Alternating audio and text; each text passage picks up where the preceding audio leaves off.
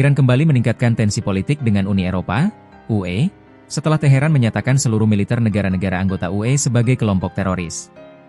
Langkah tersebut diambil sebagai respons atas keputusan Blok Eropa yang memasukkan Garda Revolusi Islam Iran atau Islamic Revolutionary Guard Corps, IRGC, ke dalam daftar organisasi teroris. Pernyataan keras itu disampaikan Ketua Parlemen Iran Mohammad Bagher Kalibaf pada Minggu, 1 Februari 2026, waktu setempat.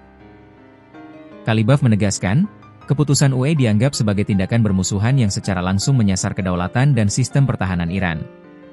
Eropa ingin menyenangkan tuannya, Amerika, dengan tindakan-tindakan ini, ujar Kalibaf dalam pernyataannya kepada kantor berita resmi Iran, ISNA, Selasa, 3 Februari 2026.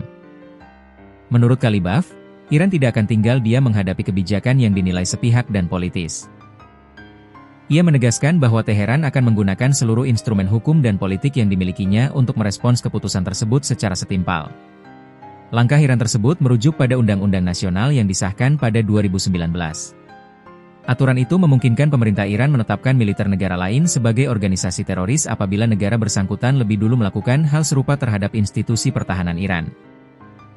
Undang-undang ini pertama kali diterapkan setelah Amerika Serikat, di bawah pemerintahan Presiden Donald Trump, menjadi negara pertama yang secara resmi memasukkan IRGC ke dalam daftar organisasi teroris asing. Uni Eropa sendiri memutuskan untuk mengklasifikasikan IRGC sebagai organisasi teroris pada pekan lalu. Keputusan itu diambil menyusul laporan berulang mengenai tindakan keras aparat keamanan Iran dalam respons gelombang demonstrasi nasional yang berlangsung dalam beberapa tahun terakhir. Sejumlah pejabat dan lembaga di Eropa menuding pasukan keamanan Iran, termasuk IRGC, terlibat dalam penggunaan kekuatan berlebihan terhadap demonstran. Beberapa organisasi hak asasi manusia internasional memperkirakan jumlah korban jiwa mencapai ribuan orang. Bahkan, sejumlah menteri luar negeri negara UE menyebut potensi korban dapat mencapai angka yang jauh lebih besar, meskipun klaim tersebut masih menjadi perdebatan di tingkat internasional. Meski banyak pengamat menilai keputusan UE bersifat simbolis, mengingat sanksi ekonomi dan pembatasan terhadap IRGC telah lama diberlakukan, penetapan sebagai organisasi teroris tetap dipandang sebagai eskalasi serius. Kebijakan itu dinilai memperdalam jurang hubungan diplomatik antara Teheran dan Brasil yang selama ini sudah diwarnai ketegangan. Menteri Luar Negeri Iran Abbas Araghchi menyebut langkah Uni Eropa sebagai kesalahan strategis yang serius. Menurutnya, keputusan tersebut tidak hanya berdampak pada hubungan Iran dengan Eropa, tetapi juga berpotensi memperburuk stabilitas kawasan Timur Tengah secara keseluruhan. Keputusan ini akan membawa konsekuensi jangka panjang bagi dialog dan kerja sama internasional, kata Araghchi dalam pernyataan terpisah. Di dalam negeri Iran, respons politik terhadap keputusan UE juga ditunjukkan secara demonstratif. Sejumlah anggota parlemen Iran terlihat mengenakan seragam IRGC saat mengikuti sidang parlemen. Media pemerintah Iran menayangkan rekaman suasana sidang yang diwarnai orasi keras dan seruan politik sebagai bentuk solidaritas terhadap IRGC. Langkah simbolik tersebut mencerminkan dukungan internal terhadap lembaga yang selama ini memegang peran strategis, baik dalam struktur militer maupun politik Iran. IRGC tidak hanya berfungsi sebagai kekuatan pertahanan, tetapi juga memiliki pengaruh besar dalam kebijakan keamanan dan ekonomi negara tersebut. Sebagai bagian dari eskalasi diplomatik, Kementerian Luar Negeri Iran juga memanggil Duta Besar Uni Eropa di Teheran untuk menyampaikan nota protes resmi.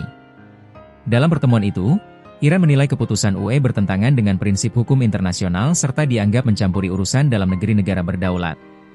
Pemanggilan duta besar tersebut menambah panjang daftar ketegangan diplomatik antara Iran dan Uni Eropa. Dalam beberapa tahun terakhir, hubungan kedua pihak memang telah dibebani berbagai isu sensitif, mulai dari program nuklir Iran, sanksi ekonomi, hingga tudingan pelanggaran hak asasi manusia.